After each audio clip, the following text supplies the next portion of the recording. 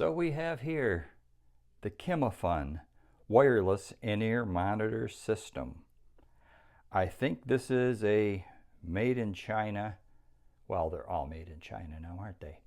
Knockoff of the X-Vive. Budget friendly, entry level, simple to use in-ear monitor system. This is $139 and change, basically $140 on Amazon.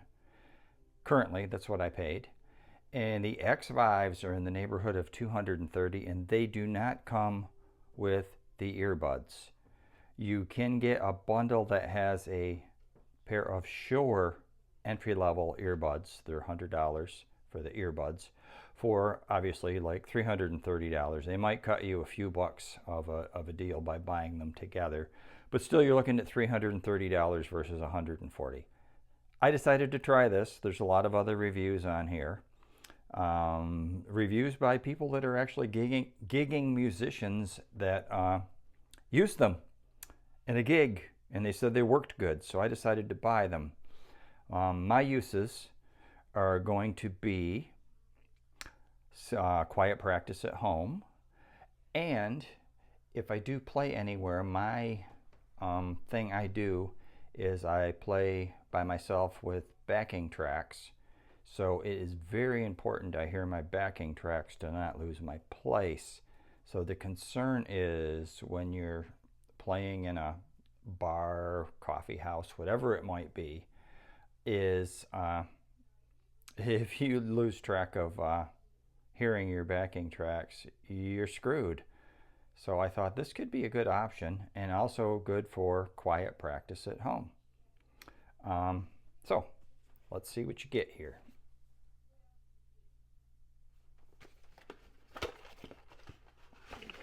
Comes in a nice case, which is a good thing, because that way you got something to protect them while you're going out to your gig at your local dive bar. I have my helper, as you can see. So we can open the case up. And is it Kimafun? No, it's not, because it's empty, but that's because I already took them out. I'll show you what you get with it here. You have one transmitter. This will plug into your mixing board. It comes with this end. There are several adapters. This one happens to be mono for a 1/4-inch phone plug. However, you get some goodies in here. Take it out of the bag so you don't have to deal with the glare from this plastic. There's your stereo plug. It'll go right on the end. Same plug as that. Somebody did mention, because the board they were using had XLR out, that they had to buy an adapter to go from that to the XLR. Thing is, this is entry-level system at best, and if you've got a board that's got XLR out, that's usually a higher-end board. I've got a nice board over here, and my only XLR outs are my mains. Oh, also, the earbuds came in this nice little bag. It's like a funny feeling plastic. I'm going to keep it, because if I transport them, they'll go back in it. So what else do you get? You get extensions. So this would be an extension for your transmitter. So say there wasn't room to plug it into the board, it's too crowded, you could plug this in, and it's got the same piece. You can use it with the adapter, and then a little extension, and this would go into here, and your little extension would go on your board. There's also, obviously, the receiver that goes on your belt. That's this piece. And I have the earbuds that came with it currently plugged in, and they actually sound good. They come with 3 different sized buds to fit, your ear, depending on what type of human you are. And they've got the little piece that wraps around your ear. What else they came with that I really liked when I started using them? Got a nice tangle on here for you. You can watch me untie knots. That's fun, right? Is this clip. This clip comes in handy because you put them on, you run the wire down your back, and put the backpack on your belt. It's got a little belt clip. You can actually see this is a separate piece that the belt clip is. I'm not sure if you could find a new one if this breaks, but I'm assuming that's the idea, that if it breaks you could attach it to a new clip. Anyways, that little clip, you clip that to the collar of your shirt, and it keeps it from like pulling, so that when you turn your head and stuff, you know, it's not restrictive. And I hooked it up and did that, and it didn't feel like I was wearing anything at all. I mean, as far as I was concerned, I was playing in the room with music coming out the speakers. That's what it sounded like to me, but it wasn't. It was. So the thing that's nice about these is they have USB-C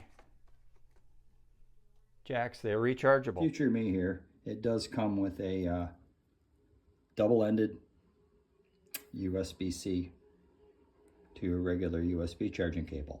So that's another thing for entry level. Okay, so entry level, like how I'm using this, I'm mostly practicing with it.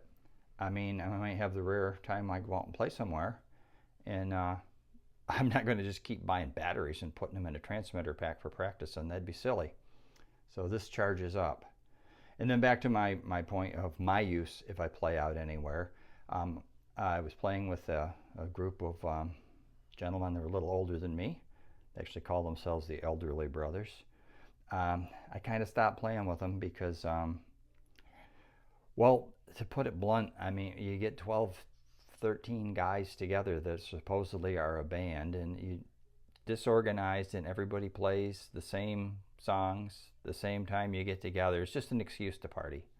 But they do like jamborees and benefits and stuff like that, and I'm thinking, well, I could do my little solo thing as sort of an opening act, but there again I'm running into the problem of consistency with the sound. I need to hear my tracks. I run them off of a Chromebook.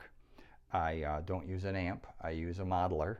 So I've got my Chromebook and my modeler, and I can plug into a board, but I need to hear my mix. So that's why I bought these.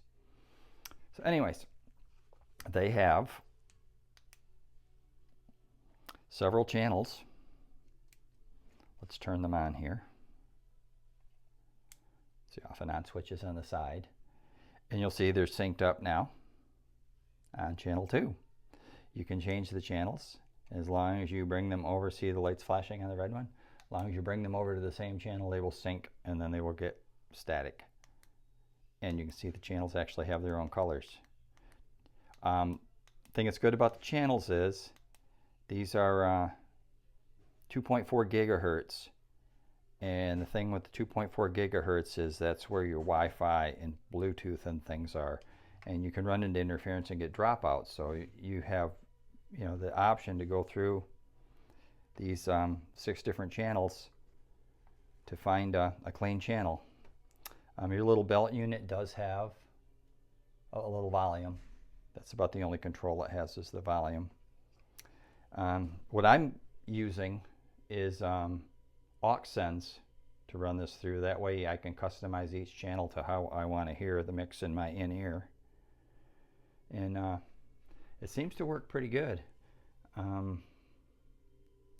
Here is mixer setup I've got. My main mixer that I run and in my speakers is this big Yamaha. And I didn't want to change the speaker mix for the in-ear mix, because the in-ear mix is different than you would have come out the speakers, because they sound different. So I had this old mixer that I pressed into service to be my monitor mixer. So I have my vocal, I have my amp sim, and I have my backing tracks that can all be EQ'd separately to make the sound in my in-ears be very pleasing. Very pleasing to what I want to hear. So anyways, I'll do a little demonstration, playing a little something live with them for you here on the end, and you can see what you think of them. I am very, very impressed. for the money. They work well and they suit what I need. Oh, and just a side note, why it's so important to have a separate mix for your in-ear monitors is there's a thing called the occlusion effect. When you put earbuds in, stick your fingers in your ears and talk. You'll find out that your voice sounds a little bit muffled and bassy. So you'll want to EQ just your own vocal and your in-ear monitors a little bit bright and take a little bit of the bass off to compensate for that so that it sounds normal to you while you hear yourself sing. You wouldn't want anybody else to hear that mix because it's only going through the bones in your head, not the bones in their head. And the guitar amp sim I found left it just straight neutral. It sounded good, but my backing track, because of it being the earbuds, I found I could sweeten that a little bit better so that I could pick up the drums and things in it for keeping time, and I tweaked the EQ for that. So I think this is going to just work wonderful for me, and worth every penny of the $140.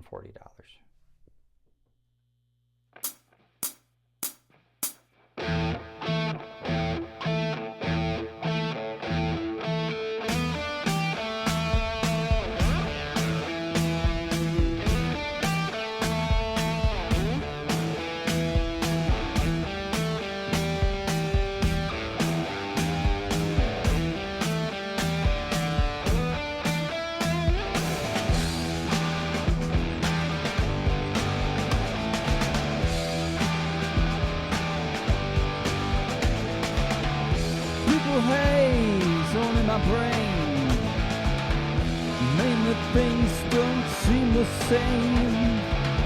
I'm acting funny, but I don't know why. Excuse me, well I kiss the sky. People haze on in my eye. I don't know if it's day or night.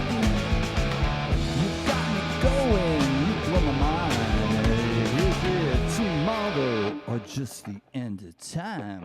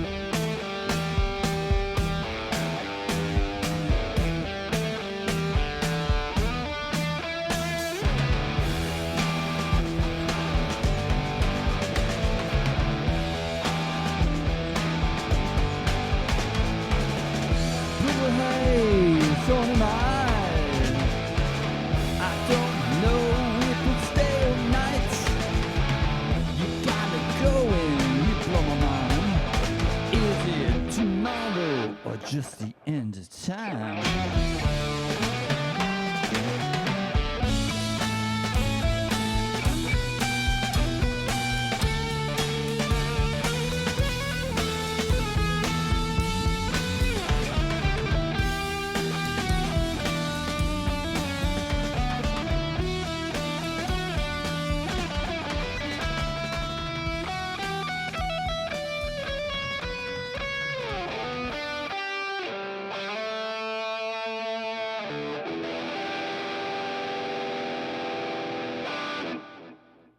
So anyhow, that's how they work. Latency. Tiny little bit of latency. Doesn't bother me. It's not noticeable, but obviously it's there because the signal's getting transmitted through the airwaves. You got to be careful how hot you hit the receiver with. You can cause, overdrive it, crackle, and break up. So you adjust that for the way you want. There's a battery indicator on them. I don't know if you could see that when I showed the close-up view, but there's little colored lights going across to show the battery charge. They came fully charged, by the way. They will flash while they're charging, and then the colors will stay static when charged. One of them was static out of the box. The other one flashed for about 3 minutes and then indicated charge. But I guess that's just the magic of lithium batteries. Range. Range is supposed to be 20 meters, which is about 60 feet for us people over here on this side of the pond. I don't expect I would ever play anywhere where I wouldn't be like cramped right next to my mixer, so that it's never going to be an issue. I am upstairs here in my farmhouse, in my studio, and I can wander pretty much through the whole downstairs with my guitar and my in-ears in and my guitar wireless and just keep playing, and it sounds just like it does here.